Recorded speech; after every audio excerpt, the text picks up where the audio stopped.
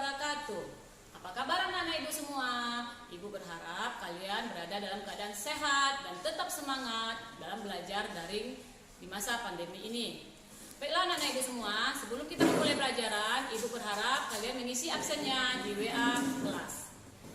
Oke, untuk pelajaran kali ini kita akan belajar tentang sistem reproduksi pada manusia. Adapun tujuan pembelajarannya adalah yang pertama, mengidentifikasi organ-organ penyusun sistem reproduksi pada laki-laki dan perempuan beserta fungsinya. Yang kedua, mengumpulkan informasi tahap pembentukan sel sperma dan sel telur. Yang ketiga, mengidentifikasi tahap-tahapan menstruasi. Yang keempat, menjelaskan fertilisasi dan perkembangan embrio. Serta yang terakhir, mengumpulkan informasi tentang kelainan dan penyakit pada alat reproduksi. Oke anak-anak, sekarang kita lanjut kepada sistem reproduksi pada pria. Sebelum ibu memulainya, ibu mau bertanya dulu, pernahkah kalian mendengar kata-kata reproduksi?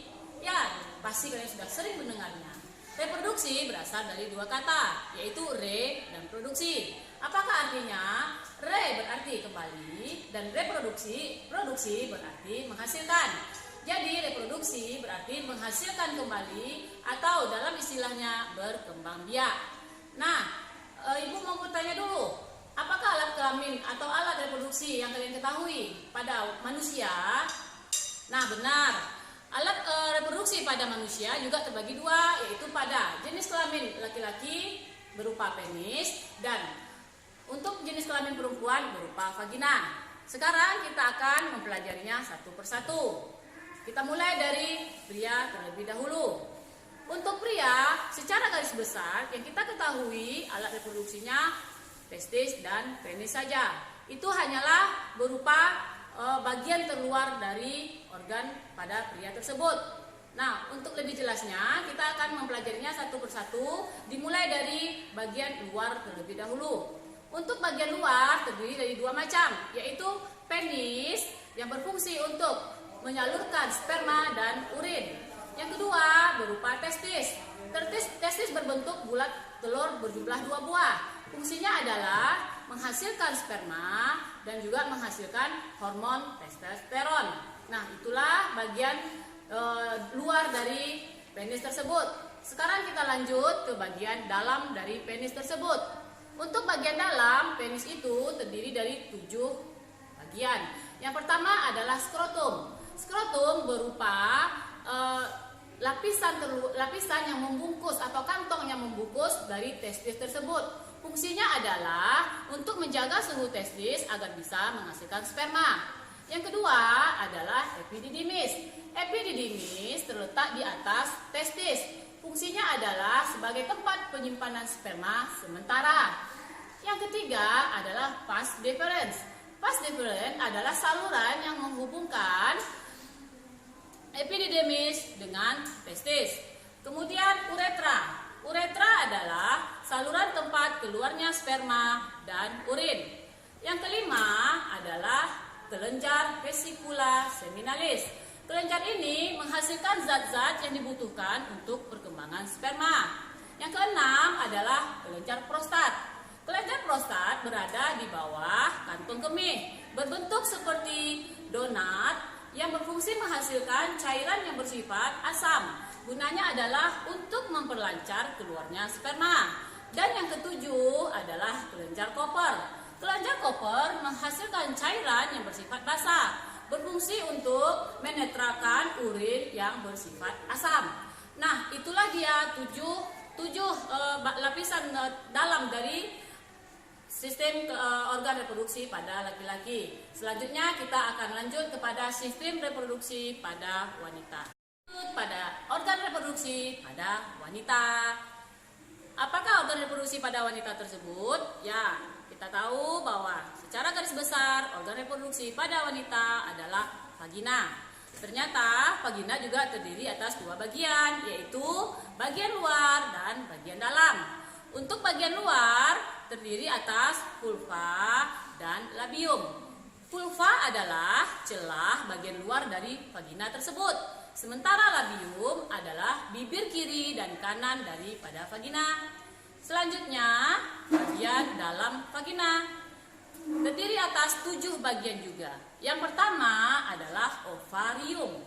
Ovarium berada di kiri dan kanan. Terdiri atas 2 bagian, kiri dan kanan, menghasilkan setelur. Kemudian selanjutnya adalah tuba Fallopi. Tuba Fallopi memiliki panjang lebih kurang 10 cm dan menghubungkan ovarium dengan rahim. Kemudian selanjutnya adalah infundibulum, berbentuk corong, terletak di ujung tuba Fallopi. Selanjutnya yang keempat adalah rahim. Rahim merupakan tempat perkembangan dari embrio dan janin. Yang kelima adalah endometrium. Endometrium berada dalam rahim yang merupakan lapisan yang membatasi rongga rahim dan meluruh saat terjadi menstruasi. Yang keenam adalah serviks. Serviks merupakan mulut atau leher rahim. Yang ketujuh adalah vagina. Vagina berfungsi untuk mengalirkan darah dan menstruasi dan tempat keluarnya bayi. Dan yang kedelapan adalah fimrae. Fimrae berada pada tuba Fallopi, pada ujung tuba Fallopi berbentuk seperti jari yang berfungsi untuk menangkap setelur. Nah, itulah dia organ-organ reproduksi pada wanita. Anak ibu semua, sekarang kita lanjut kepada subbab berikutnya, yaitu siklus menstruasi. Ibu mau bertanya dulu sebelum kita lanjut, apakah kalian sudah mengalami menstruasi khusus pada perempuan ya? Ya, benar. Pada perempuan yang sudah beranjak remaja, mereka akan mengalami menstruasi. Apa itu menstruasi?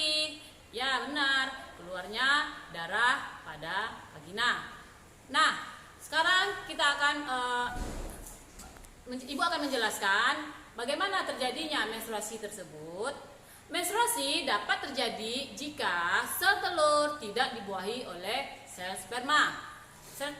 Hal ini terjadi karena luruhnya dinding rahim kita, karena tidak terjadinya pembuahan atau fertilisasi. Nah, untuk menstruasi tersebut terdiri atas 4 fase. Yang pertama adalah fase menstruasi. Fase menstruasi seperti yang sudah Ibu bilang tadi merupakan luruhnya dinding rahim karena tidak terjadinya pembuahan, yang terjadi selama lebih kurang 5 hari. Yang kedua adalah fase praovulasi, di mana hormon gonadotropin yang disekresikan hipotalamus akan memacu untuk mensekresikan FSH. Yang ketiga adalah fase ovulasi. Fase ovulasi ini terjadi pada saat pelepasan sel telur dari ovarium. Disinilah masa subur seorang perempuan. Lamanya adalah 14 hari setelah siklus menstruasi. Dan yang keempat adalah fase pasca ovulasi, di mana ini adalah terjadi 14 hari sebelum menstruasi berikutnya. Nah, itulah 4 fase menstruasi pada wanita. Sekarang kita lanjut kepada subbab fertilisasi dan kehamilan. Fertilisasi adalah proses terjadinya peleburan sel sperma dan sel telur. Di manakah terjadinya? Fertilisasi terjadi di tuba Fallopi. Pada saat fertilisasi, sel telur dan sperma akan melebur, kemudian akan berbentuk zigot. Zigot akan menempel di dinding rahim dan akan berkembang menjadi janin. Bagaimanakah proses perkembangan janin di dalam manusia, di dalam rahim? Untuk perkembangan janin itu terbagi atas 3 trimester. Trimester pertama, zigot akan menjadi embrio yang berukuran lebih kurang 5 cm. Kemudian pada fase trimester kedua, janin sudah mulai bergerak dan berukuran lebih kurang 30 cm. Sementara pada trimester ketiga, janin itu sudah berukuran lebih kurang 50 cm dan siap untuk dikeluarkan. Itulah fase-fase pada kehamilan manusia. Anak-anak ibu semua, kita akan lanjut pada pelajaran berikutnya. Pada pertemuan sebelumnya, ibu sudah menerangkan tentang fase perkembangan janin di dalam rahim. Nah, sekarang kita akan belajar tentang pertumbuhan dan perkembangan manusia mulai dari dalam rahim sampai menuju tua atau lansia.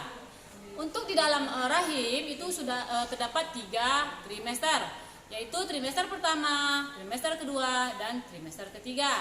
Setelah itu seorang bayi siap untuk dilahirkan. Nah, pada saat setelah dilahirkan akan terjadi pertumbuhan dan perkembangan seperti yang bisa kita lihat berikut ini. Bisa anak-anak ibu perhatikan pada masa dari bayi, yaitu berumur antara 0 sampai 1 tahun. Pada saat ini bayi mengalami pertumbuhan dan perkembangan yang pesat. Bayi dari mulai tidak bisa apa-apa, pada mencapai umur 1 tahun, bayi sudah mulai bisa merangkak. Kemudian setelah itu masuk kepada fase berikutnya, yaitu balita. Pada masa balita terjadi perkembangan yang sangat pesat, di mana seorang bayi sudah bisa mulai berlari dan berjalan, berkata-kata, dan merangkai kata menjadi kalimat. Setelah itu masuk kepada masa anak-anak. Pada masa anak-anak itu berumur 5 sampai 12 tahun. Dan selanjutnya berada pada fase remaja. Pada fase remaja itu biasanya berumur antara 12 sampai 18 tahun. Nah, pada masa inilah terjadinya timbulnya ciri kelamin sekunder pada manusia, baik laki-laki maupun perempuan. Untuk laki-laki biasanya ditandai dengan terjadinya mimpi basah, kemudian berubahnya suara, dan dada menjadi bidang, dan tumbuh bulu atau rambut pada area-area tertentu. Itu ciri kelamin sekunder pada seorang laki-laki. Untuk perempuan itu ditandai dengan terjadinya menstruasi, kemudian dada membesar, panggul membesar, kulit menjadi halus, dan tumbuhnya bulu atau rambut di beberapa daerah tertentu. Pada masa inilah sistem reproduksi seorang manusia itu bisa digunakan. Nah, anak-anak ibu semua, ini adalah masa yang sangat harus kita perhatikan, dan kalian harus lebih menjaga diri, karena pada masa ini adalah masa pancaroba, di mana kalian sangat mudah sekali dipengaruhi oleh lingkungan. Untuk itu tetaplah jaga diri kalian, janganlah kalian salah dalam bergaul. Selanjutnya adalah masa dewasa. Masa dewasa ditandai dari umur 18 sampai 25 tahun. Dan selanjutnya masa remaja dewasa. Masa remaja dewasa yaitu antara umur 18 sampai 25 tahun. Selanjutnya masa dewasa ditandai dari umur 25 sampai 50 tahun. Setelah itu manusia akan mengalami masa tua, yaitu dari mulai umur 50 tahun ke atas. Pada saat ini terjadilah masa menopause bagi wanita, ditandai dengan berhentinya menstruasi bagi wanita tersebut. Nah, itulah tahap-tahap perkembangan dan pertumbuhan pada manusia. Selanjutnya kita akan beralih kepada penyakit dan gangguan pada sistem reproduksi manusia. Nah, kita lanjut kepada pelajaran terakhir, yaitu tentang kelainan dan gangguan pada sistem reproduksi manusia. Coba ibu bertanya, apakah kalian pernah merasakan sakit pada saat menstruasi? Nah, jika itu terjadi, berarti bisa jadi kalian mengalami gangguan pada sistem reproduksi kalian. Apa-apa sajakah penyakit yang terjadi pada sistem reproduksi? Secara garis besarnya, penyakit-penyakit tersebut seperti HIV/AIDS, kemudian kanker rahim, kemudian kista, kemudian keputihan, gonore, sifilis, dan lain sebagainya. Untuk itu, kita harus menjaga sistem reproduksi kita dimulai dari sekarang agar kita semua terhindar dari penyakit-penyakit tersebut. Untuk penyakit tersebut bisa kalian lihat lebih detailnya di buku paket IPA kelas 9 ataupun di LKS yang sudah kalian pegang. Nah, anak-anak ibu semua, itulah pelajaran kita pada bab pertama kelas 9 ini, yaitu tentang sistem reproduksi pada manusia. Adapun tugas yang akan diberikan bisa kalian lihat seperti berikut ini. Yang pertama adalah tugas membuat gambar pembelahan mitosis dan meiosis yang merupakan nilai dari keterampilan. Yang kedua adalah tugas yang kalian buat di buku latihan kalian masing-masing, yaitu mengisi tabel yang sudah Ibu sediakan berikut ini.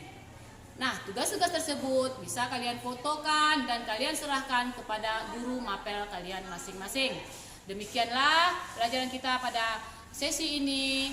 Ibu mohon maaf jika terdapat kekurangan. Wassalamualaikum warahmatullahi wabarakatuh.